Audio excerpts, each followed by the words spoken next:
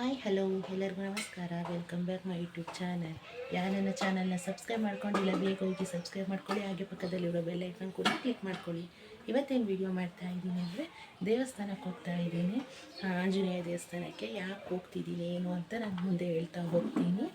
ಇವತ್ತಿನ ಡೇ ಹೇಗಿರುತ್ತೆ ಅಂತ ಹಾಗೆ ವಿಡಿಯೋ ಮಾಡಿ ಹಾಕೋಣ ಅಂತ ಬ್ಲಾಗ್ ಮಾಡ್ತಾ ಇದ್ದೀನಿ. ವಿಡಿಯೋಲ್ಲಿ ಸ್ಕಿಪ್ ಮಾಡಿದೆ ಪೂರ್ತಿ ವಿಡಿಯೋ ನೋಡಿ, ಹಾಗೆ ಲೈಕ್ ಮಾಡಿ ಸಪೋರ್ಟ್ ಮಾಡಿ. ಬನ್ನಿ ವಿಡಿಯೋ ಒಳಗೆ ಹೋಗೋಣ. ನಮ್ಮನೆ ಕಾಂಪೌಂಡ್ ಒಳಗೆ ನಾವು ಗುಬ್ಬಚ್ಚಿ ಓಡಾಡುತ್ತೆ ಅಂತ ಅಲ್ಲೊಂದು ಪ್ಲೇವುಡ್ ಥರ ಕಟ್ಟಿದ್ವಿ ಗೂಡು ಮಾಡಿ.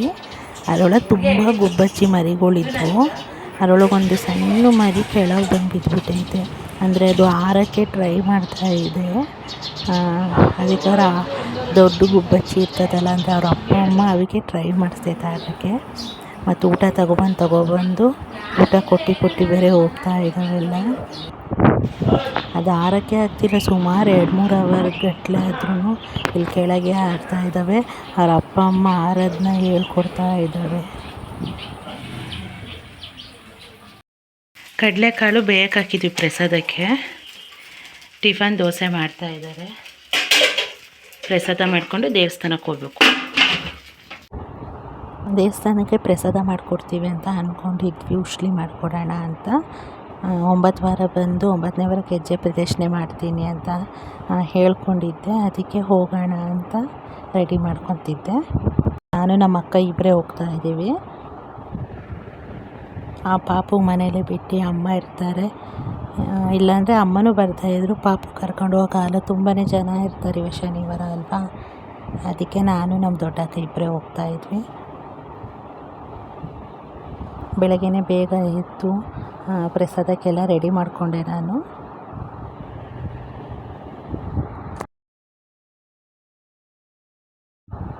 ಈಗ ಒಗ್ಗರಣೆ ಹಾಕ್ತಾಯಿದ್ದೆ. ನಾನು ಫಸ್ಟ್ ಟೈಮ್ ಮಾಡಿಕೊಡ್ತಾ ಇರೋದು ಈ ಥರ ಪ್ರಸಾದ ಎಲ್ಲ. ಅಂದರೆ ಮೊಸರನ್ನ ಆ ಥರ ಎಲ್ಲ ಮಾಡಿಕೊಟ್ಟಿದ್ದೀವಿ, ಇಷ್ಟೊಂದೆಲ್ಲ ಯಾವತ್ತೂ ಮಾಡಿಕೊಟ್ಟಿಲ್ಲ, ಫಸ್ಟ್ ಟೈಮ್ ಮಾಡಿಕೊಡ್ತಾ ಇರೋದು.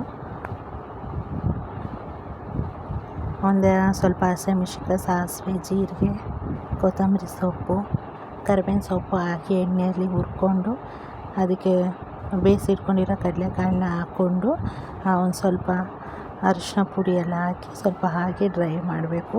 ಹೇಗಿದ್ದರೂ ಬೇಯಿಸ್ಕೊಂಡಿದ್ವಲ್ಲ ಅವಾಗೆ ಕಾಳು ಚೆನ್ನಾಗಿ ಬೆಂದಿರುತ್ತೆ. ಈಗ ಹಾಗೆ ಹುರ್ಕೋಬೇಕಷ್ಟೆ. ಒಂಚೂರು ಮಾಡ್ಕೊಂಡು ಬೇಗ ಹೊರಡೋಣ. ಇಲ್ಲಿ ದೇವಸ್ಥಾನದಲ್ಲಿ 12:30 11:30 ಅಷ್ಟೊತ್ತಿಗೆ ಪೂಜೆ ಶುರು ಆಗುತ್ತೆ. ಬೆಳಗ್ಗೆನೇ ಬೇಗನೆ ಶುರು ಮಾಡಲ್ಲ, ನಾವು ಆರಾಮಾಗಿ ಕೆಲಸ ಎಲ್ಲ ಮುಗಿಸ್ಕೊಂಡು ಹೋಗ್ಬೋದು ದೇವಸ್ಥಾನಕ್ಕೆ. ನಾವು ಸ್ವಲ್ಪ ಬೇಗನೆ ಹೋದ್ವಿ ಅಂದರೆ ಅಲ್ಲಿ ಪ್ರಸಾದ ಕೊಡ್ತಾ ಇರ್ತಾರಲ್ಲ, ಅವ್ರ ಕೈಲೇ ಕೊಟ್ಟರೆ ಹಂಚ್ತಾರೇನೋ ಅಂತ ಅಂದ್ಕೊಂಡಿದ್ದೀವಿ. ಇಲ್ಲಾಂದರೆ ನಾವೇ ಹಂಚ್ಬೇಕು. ಸೇಫ್ಟಿಗೆ ನಾವು ಅದು ಪ್ರಸಾದ ಕೊಡೋಕ್ಕೆ ಬಟ್ಲು ಎಲ್ಲ ಬರುತ್ತಲ್ಲ, ಅವೆಲ್ಲ ತಗೊಂಡು ಹೋಗೋಣ ಅಂತಲೇ ಇದ್ದೀವಿ. ಅಮ್ಮ ಹಸಿಮೆಣ್ಸಿನ್ಕಾಯಿ ಕಮ್ಮಿ ಆಯಿತು ಅಂತ ಹೇಳಿದ್ರು, ಅದಕ್ಕೆ ಇನ್ನೊಂದು ಸ್ವಲ್ಪ ಹೆಚ್ಚಿಕೊಡ್ತೀನಿ ಹಾಕು ಅಂತ ಅಂದರು. ಅಷ್ಟೊಂದು ಮಾಡಿದ್ರೆ ನನಗೆ ಸ್ವಲ್ಪ ಮಾಡಿ ಎಷ್ಟೆಷ್ಟು ಹಾಕಬೇಕು ಅಂತ ಗೊತ್ತು. ತುಂಬ ಮಾಡಬೇಕು ಅಂದರೆ ಎಷ್ಟೆಷ್ಟು ಹಾಕಬೇಕು ಅವಕ್ಕೆ ಅಂತ ಅಷ್ಟು ಗೊತ್ತಾಗಲ್ಲ. ನಾನು ಮಾಮೂಲಿ ಎಷ್ಟು ಬೇಕು ಮನೆಯವರಿಗೆಲ್ಲ ಎಷ್ಟು ಹಾಕ್ತೀನಿ ಅಷ್ಟೇ ಹೆಚ್ಚಿಟ್ಕೊಂಡಿದ್ದೆ. ಆಮೇಲೆ ಅಮ್ಮ ಕಮ್ಮಿ ಆಗುತ್ತೆ, ಇನ್ನೊಂದು ಸ್ವಲ್ಪ ಹಸಿಮೆಣ್ಸಿನ್ಕಾಯಿ ಹಾಕು ತುಂಬ ಇದೆ ಅಂತ ಮತ್ತು ಹಸಿಮೆಣ್ಸಿನ್ಕಾಯಿ ಹೆಚ್ಚಿಕೊಟ್ರು.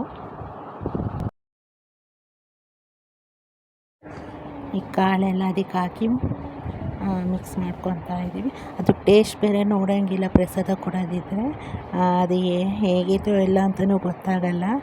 ಬೇಯಬೇಕಾದ್ರೆ ಸ್ವಲ್ಪ ಉಪ್ಪು ಹಾಕಿದ್ದೆ, ಇನ್ನೊಂದು ಸ್ವಲ್ಪ ಹಾಕೋಣ ಅಂತ ಇನ್ನೊಂದು ಸ್ವಲ್ಪ ಉಪ್ಪು ಹಾಕಿದ್ದೆ.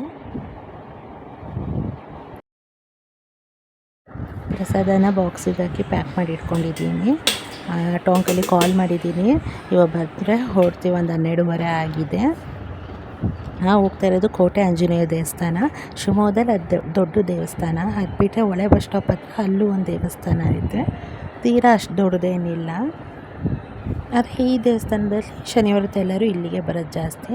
ಪ್ರಸಾದ ಕೊಟ್ಟಿದ್ದು ಅದನ್ನು ಪೂಜೆ ಮಾಡಿಕೊಟ್ರು. ಹೆಜ್ಜೆ ಪ್ರದಕ್ಷಿಣೆ ಮಾಡ್ತೀವಿ ಅಂತ ಅಂದ್ಕೊಂಡಿದ್ದೀನಿ. ನನ್ನ ಜೊತೆ ನಮ್ಮ ಅಕ್ಕನೂ ಮಾಡಲು. ನಾವು ತಗೊಂಡೋಗಿ ಪ್ರಸಾದ ಅಲ್ಲಿ ಪ್ರಸಾದ ಜೊತೆನೇ ಹಂಚ್ರಿ ಅಂತ ಹೇಳಿದ್ವಿ. ಅವ್ರು ನೀವೇ ಹಂಚ್ರಮ್ಮ ಪರವಾಗಿಲ್ಲ ಅಂತ ಅಂದರು. ಅದಕ್ಕೆ ನಮ್ಮ ಅಕ್ಕ ಹಾಕಕ್ಕೆ ಕೊಡ್ತಿದ್ಲು. ಒಂದು 2-3 ಜನಕ್ಕೆ ಅವ್ರು ಕೂತಿ ಜಾಗದಲ್ಲೇ ಹೋಗಿ ಕೊಟ್ಟೆ. ಆಮೇಲೆ ನೋಡಿ ಅವರವರೇ ಜನನೇ ಬಂದು ಅವರೇ ಇಸ್ಕೊಂಡು ಹೋಗ್ತಾಯಿದ್ರು. ಫಸ್ಟ್ ಟೈಮ್ ಕೊಟ್ಟಿದ್ದು ಒಂಥರ ಏನೋ ಒಂಥರ ಫೀಲ್ ಖುಷಿ ಆಯಿತು. ನಾವು ಇಬ್ಬರೇ ಹೋಗಿದ್ದೀವಿ, ಒಂಥರ ಗಾಬರಿ ಇಸ್ಕೊತಾರೋ ಇಲ್ವೋ ಅಂತ. ಪ್ರಸಾದ ಎಲ್ಲ ಹಂಚಿ ಹೆಜ್ಜೆ ಪ್ರದರ್ಶನ ಎಲ್ಲ ಮಾಡಿ ಸ್ವಲ್ಪ ಹೊತ್ತು ಕೂತ್ಕೊಂಡಿದ್ವಿ. ಸ್ವಲ್ಪ ಹೊತ್ತು ಕೂತ್ಕೊಂಡು ಹೋಗೋಣ ಅಂತ ಈಗ ಹೊರಟಿದ್ದೀವಿ ಮನೆಗೆ. ಇಲ್ಲಿಂದ ಮೇನ್ ರೋಡ್ ಸ್ವಲ್ಪ ದೂರನೇ ನಡ್ಕೊಂಡು ಹೋಗಬೇಕು. ಹಾಗೆ ಅಲ್ಲಿ ಹೋಗ್ತಾ ಇದ್ದಾರೆ ಲೈಸ್ ತಿನ್ಕೊಂಡು ಹೋಗೋಣ ಅಂತ ಲೈಸ್ ತಿಂತಾಯಿದ್ವಿ. ಇವಾಗಷ್ಟೇ ದೇವಸ್ಥಾನದಿಂದ ಮನೆಗೆ ಬಂದ್ವಿ. ಇನ್ನೂ ನಾನು ಟಿಫನ್ ಮಾಡಿಲ್ಲ. 2:15 2:45 ಆಗಿದೆ. ಟಿಫನ್ ಮಾಡಬೇಕು. ಇವಾಗ ಮನೆಗೆ ಬಂದು ಟಿಫನ್ ಮಾಡ್ತಾಯಿದ್ವಿ. ನೆನ್ನೆ ವೀಡಿಯೋ ಕಂಟಿನ್ಯೂ ಮಾಡೋಕ್ಕಾಗಿಲ್ಲ. ದೇವಸ್ಥಾನದಿಂದ ಬಂದು ಸ್ವಲ್ಪ ಸುಸ್ತಾದಂಗೆ ಅನಿಸ್ತು, ಅದಕ್ಕೆ ವೀಡಿಯೋ ಕಂಟಿನ್ಯೂ ಮಾಡಿದ್ದಿಲ್ಲ. ಮಾನೇ ದಿನ ವೀಡಿಯೋ ಕಂಟಿನ್ಯೂ ಮಾಡ್ತಾ ಇದ್ದೀನಿ. ಇವತ್ತು ಸಂಡೇ ಏನೋ ಸ್ಪೆಷಲ್ ಮಾಡೋಣ ಅಂತ ಮೀನು ತೊಗೊಬಂದಿದ್ರು. ನಾವೇ ಮೀನು ಸಾರು ಮಾಡ್ತೀವಿ ಅಂತ ಹಾಗೆ ಸಿಂಪಲ್ಲಾಗಿ ಶಾರ್ಟಾಗಿ ವೀಡಿಯೋ ಮಾಡಿ ಹಾಕೋಣ ಅಂದ್ಕೊಂಡು ಮಾಡ್ತಾಯಿದ್ದೀನಿ. ಬನ್ನಿ ನಾವೇ ಮೀನು ಸಾರು ಮಾಡ್ತೀವಿ ಅಂತ ನಿಮಗೂ ಕೂಡ ತೋರಿಸ್ತೀನಿ. ಎಲ್ಲದೂ ಕಟ್ ಮಾಡಿ ಇಟ್ಕೊಂಡಿದ್ದೀವಿ. ಈರುಳ್ಳಿ, ಟೊಮೆಟೊ, ಬೆಳ್ಳುಳ್ಳಿ, ಕಾಯಿ, ಕೊತ್ತಂಬರಿ. ಇದನ್ನು ಹುರ್ಕೊಳಕ್ಕೆ ಮಸಾಲೆ ಮಾಡೋಕ್ಕೆ ಸ್ವಲ್ಪ ಎಣ್ಣೆ ಹಾಕ್ಕೊಂಡು ಜೀರಿಗೆ ಆಮೇಲೆ ಈರುಳ್ಳಿ ಟೊಮೆಟೊ ಎಲ್ಲ ಹಾಕ್ಕೊಂಡು ಹುರ್ಕೋಬೇಕು. ಮೀನು ತೊಗೊಬಂದಿದ್ದು ದೊಡ್ಡ ಮೀನೆಲ್ಲ ಫ್ರೈಗೆ ಅಂತ ಕಳಿಸಿಡಬೇಕು. ತಾರ್ಲೆ ಮೀನು ತಂದಿದ್ದಾರೆ, ಅದು ಸಾಂಬಾರು ಮಾಡೋಕ್ಕೆ. ಸ್ವಲ್ಪ ಜೀರಿಗೆ ಸ್ವಲ್ಪ ಜಾಸ್ತಿನೇ ಹಾಕ್ಕೊಂಡ್ರೆ ಏನಾಗಲ್ಲ, ಸ್ಮೆಲ್ ಚೆನ್ನಾಗಿ ಬರುತ್ತೆ.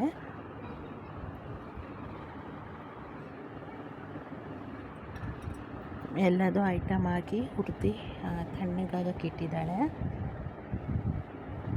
ಟೊಮೆಟೊ, ಈರುಳ್ಳಿ ಒಗ್ಗರಣೆಗೆ. ಮೀನಿನ ಮೊಟ್ಟೆನೂ ಕೂಡ ಬಂದಿತ್ತು, ಅದನ್ನು ಸಾಂಬಾರಿಗೆ ಹಾಕೋಣ ಅಂತ ಇಟ್ಟಿದ್ವಿ. ಈರುಳ್ಳಿ ಟೊಮೆಟೊ ಒಗ್ಗರಣೆ ಹಾಕ್ಕೊತಾ ಇದ್ದೀವಿ. ರುಬ್ಬಿಟ್ಕೊಂಡು ಮಸಾಲೆನ ಸ್ವಲ್ಪ ಮೀನಿಗೂ ಹಾಕಿ ಕಲಸಿಟ್ಬಿಡ್ತೀವಿ ಮುಂಚೆನೇ ನಾವು, ಮೀನಿಗೆಲ್ಲ ಮಸಾಲೆ ಚೆನ್ನಾಗಿ ಹಿಡೀಲಿ ಅಂತ. ಇನ್ನು ಉಳಿದಿದ್ದ ಮಸಾಲೆನ ಒಗ್ಗರಣೆ ಹಾಕಿದಷ್ಟೇ ಮಸಾಲೆ ಹಾಕಿ ಅದಕ್ಕೆ ಉಪ್ಪು ಖಾರ ಎಲ್ಲ ಮಸಾಲೆಗೆ ಹಾಕ್ಕೊಂಡಿರ್ತೀವಿ ನಾವು. ಖಾರ ಪುಡಿ, ಧನಿಯಾ ಪುಡಿ ಎಲ್ಲ. ನಮಗೆ ಎಷ್ಟು ನೀರು ಬೇಕು ಹಾಕ್ಕೊಂಡು ಕುದಿಯಕ್ಕೆ ಬಿಡಬೇಕು ಚೆನ್ನಾಗಿ. ಉಪ್ಪು ಖಾರ ಎಲ್ಲ ಕರೆಕ್ಟ್ ಆಯ್ತಾ ಅಂತ ನೋಡಿಕೊಂಡು ಚೆನ್ನಾಗಿ ಕುದಿಯಕ್ಕೆ ಬಿಡಬೇಕು. ಅದಕ್ಕೊಂದು ಸ್ವಲ್ಪ ಹುಣಸೆಹಣ್ಣು ರಸ ಹಾಕ್ಕೋಬೇಕು. ಮೀನಿಗೂ ಮಸಾಲೆ ಕಲಸಿಟ್ಟಿದ್ದೀವಿ, ಮೀನ ಸಾಂಬಾರಿಗೆ ಇವಾಗ ಹಾಕಬೇಕು. ಚೆನ್ನಾಗಾಗಿತ್ತು ಸಾಂಬಾರು ಕೂಡ ಟೇಸ್ಟಿಯಾಗಿ. ನೀವು ಕೂಡ ಟ್ರೈ ಮಾಡಿ ನೋಡಿ ಹೇಗಿರುತ್ತೆ ಅಂತ. ಈ ವಿಡಿಯೋ ಇಲ್ಲಿಗೆ ಎಂಡ್ ಮಾಡ್ತಾ ಇದ್ದೀನಿ. ಆದಷ್ಟು ನಿನ್ನೆ ದೇವಸ್ಥಾನದ ಕ್ಯಾಪ್ಚರ್ ಮಾಡ್ಕೊಂಡಿದ್ದೀನಿ. ಇಬ್ಬರ ಅಕ್ಕ ನಾನು ಇಬ್ಬರೇ ಹೋಗಿದ್ದರಿಂದ ವೀಡಿಯೋ ಮಾಡೋಕ್ಕಾದಷ್ಟು ಆಗಿಲ್ಲ. ಎಷ್ಟಾಗುತ್ತೆ ಅಷ್ಟು ವೀಡಿಯೋನ ಕ್ಯಾಪ್ಚರ್ ಮಾಡ್ಕೊಂಡಿದ್ದೀನಿ. ಈ ವಿಡಿಯೋ ಇಲ್ಲಿಗೆ ಎಂಡ್ ಮಾಡ್ತಾ ಇದ್ದೀನಿ. ಈ ವಿಡಿಯೋ ಇಷ್ಟವಾದರೆ ಲೈಕ್ ಮಾಡಿ, ಶೇರ್ ಮಾಡಿ, ಕಮೆಂಟ್ ಮಾಡಿ, ಹಾಗೆ ಸಬ್ಸ್ಕ್ರೈಬ್ ಮಾಡಿ, ಹಾಗೆ ಪಕ್ಕದಲ್ಲಿರೋ ಬೆಲ್ ಐಕಾನ್ ಕೂಡ ಕ್ಲಿಕ್ ಮಾಡಿ. ಅವಾಗ ನಾನು ಯಾವುದೇ ವೀಡಿಯೋ ಬಿಟ್ಟು ನಿಮಗೆ ತಕ್ಷಣ ನೋಟಿಫಿಕೇಷನ್ ತಕ್ಷಣ ಬರುತ್ತೆ. ಪ್ಲೀಸ್ ಸಪೋರ್ಟ್ ಮಾಡಿ.